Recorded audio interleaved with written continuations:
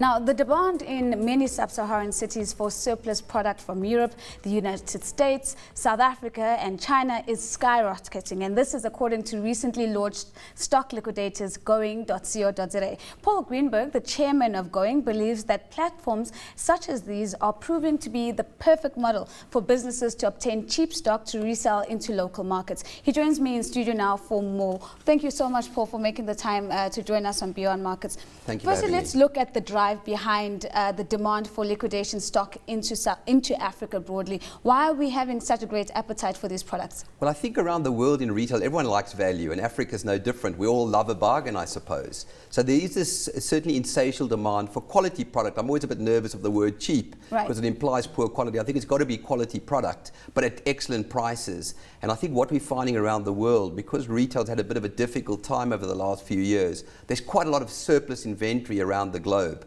And Going.co.za hopes to bring that product through South Africa and out to markets in Africa. How do we differentiate between dumping and reinvesting in liquidation stocks? Well, I think good retailers have always focused on quality and value. And for a business like Going, it is our job to make sure that we're dealing in the right product that's compliant with regulations and rules, and make sure that we've got happy consumers at the end of the day. Now, I understand that you're a global citizen, having been in and out of a Cape Townian with an Australian accent, which is absolutely fantastic. But you've done a lot of work around online retail. That's my passion. Tell me how this has taken off in Africa. So online retail, I've been in online retail in Australia for the last 10 years. I've been very lucky, it's gone really well. And I'm so excited to be in South Africa working with the team at Going. I think we're just seeing the beginning of a new retail renaissance in Africa that will be technology-led. So certainly online retail is the new channel that customers love, and I think you'll find that mobile commerce, particularly mobile smart devices and tablets, will drive what we call the new retail. Paul, is there a point where online retail and liquidation stocks meet?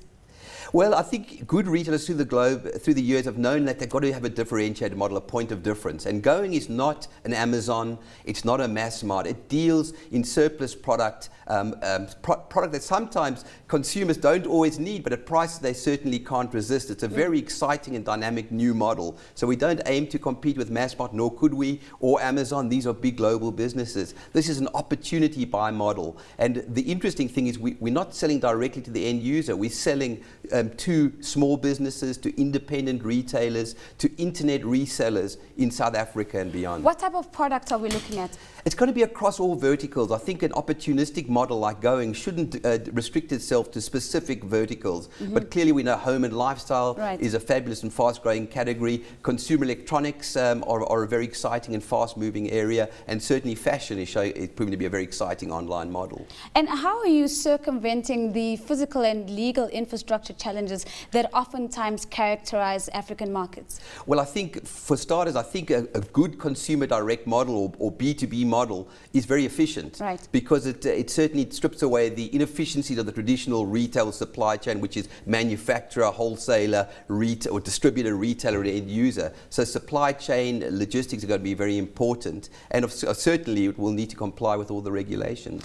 Let's dig deeper a little bit into regulations. Obviously, having such an active footprint in Africa, you're often having to contend with different regulatory environments. Which markets have really taken off, and does this correlate with having an agile and flexible regulatory environment? Well, I should say we're only about 3 or 4 months old, so it's very early days, and we're certainly focusing on Sub-Saharan Africa initially. But I think if you look at Europe, which is made up of many different countries, that EU retail bloc is one of the strongest in the world. It's bigger than America now in terms of total volume. So I think where there's a will, there's a way, and certainly we're seeing a lot of commentary about an African bloc, an African economic bloc, much like Europe, and I'm very bullish that that's the way the world is moving. And if it does, then I think we'll overcome. There will always be challenges in cross-border trade, but this new retail is certainly a global retail, and it's a flat world that we live in. Of course, a lot of the growth in retail, Paul, I'm sure, is on the back of this rising demographic boom that we are seeing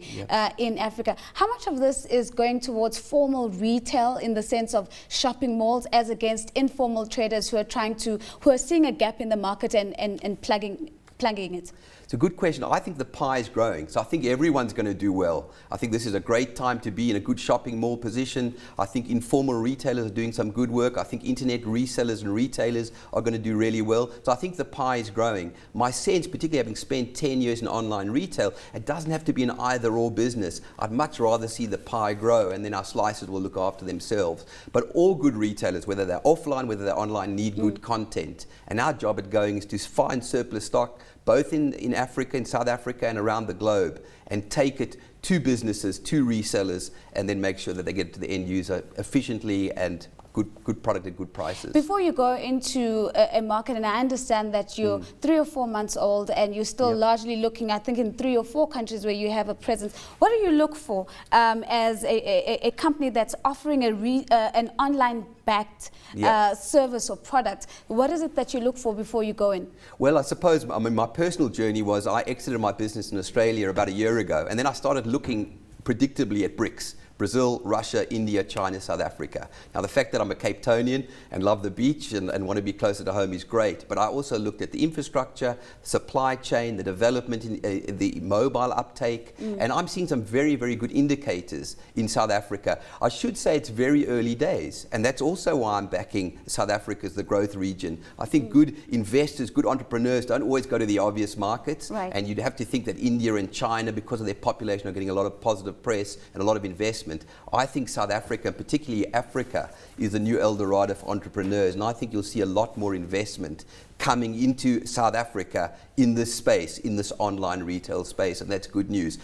By the way, we've already seen quite a lot of investment. Some big companies like Rocket Internet out of Germany have invested here locally. We've seen Tiger Global, a very big private equity fund, take a position.